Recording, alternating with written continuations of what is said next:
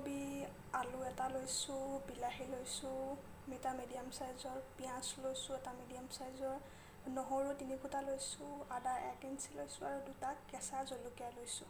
আৰু এইখিনি মই গোটেইখিনি এতিয়া বাকলি গুচাই ল'ম। তাৰপিছত আপোনালোকক দেখুৱাই আছোঁ, চাই থাকক। এয়া মই গোটেইখিনি কাটি ল'লোঁ। একচুৱেলি কাৰেণ্ট নাই, চ' মই বিলাহীখিনি এনেকৈ দি মই পেষ্ট বনাই ল'লোহেঁতেন, নহৰু আদা আৰু জলকীয়া বিলাহীখিনি, কিন্তু কাৰেণ্ট নাই কাৰণে মই এইখিনি এনেকৈয়ে দি দিম। বাকীখিনি চাই থাকক। কেৰাহী এটা পাতি তাত তেল গৰম হ'বলৈ দিছোঁ। তেলখিনি গৰম হোৱাত মই ইয়াত 1 চামুচ গোটা জিৰা দিছোঁ, 2 ফেলা তেজপাত দিছোঁ, লগতে কাটি থোৱা পিঁয়াজখিনি ইয়াত দি দিছোঁ।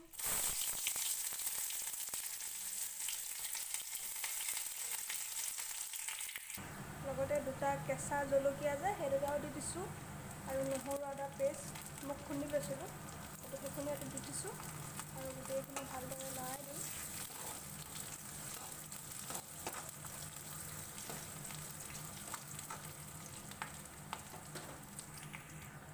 জোখমতে হালধি দিম, সোৱাদ অনুসৰি নিমখ দিছোঁ। এবাৰ ভালদৰে মিক্স কৰি দিম।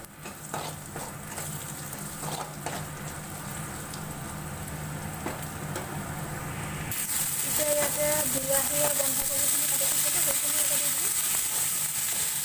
গোটেইখিনি লৰাই দিব।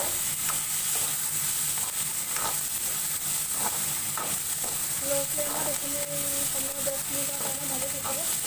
বন্ধাকবিখিনি যেতিয়ালৈকে সিজি নাযায়, বিলাহীখিনি যেতিয়ালৈকে গলি নাযায়, ভালদৰে লৰাই থাকিব।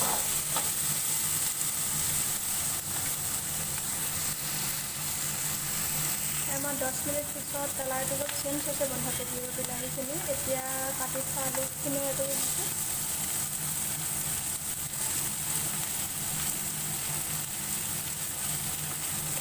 ভালদৰে লৰাই দিম।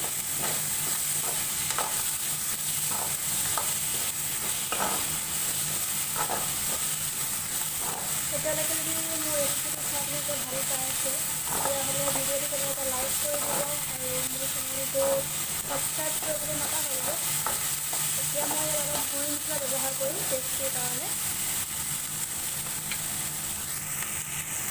মই ইয়াত আধা চামুচ জিৰা দিছোঁ আৰু আধা চামুচ গৰম মছলা দি পেলাই দিছোঁ, টেষ্টটোৰ কাৰণে দিছোঁ একচুৱেলি। আৰু এইখিনি ভালদৰে লৰাই থাকিম।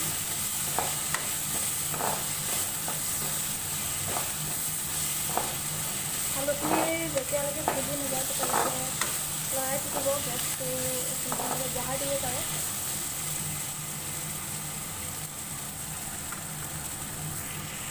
চাওক, আমাৰ অলম'ষ্ট ভাজিখিনি ৰেডি হৈ গৈছে। এতিয়া মই চাৰ্ভ কৰিম। মই চাৰ্ভ কৰিবলৈ এটা বাটিত উলিয়াই লৈছোঁ। যদি আজি মোৰ এই বন্ধাকবি ভাজিৰ ৰেচিপিটো চাই ভাল পালে, তেন্তে প্লিজ এটা লাইক কৰি দিব আৰু মোৰ চেনেলটো ছাবস্ক্ৰাইব কৰিবলৈ নাপাহৰিব। Thank U.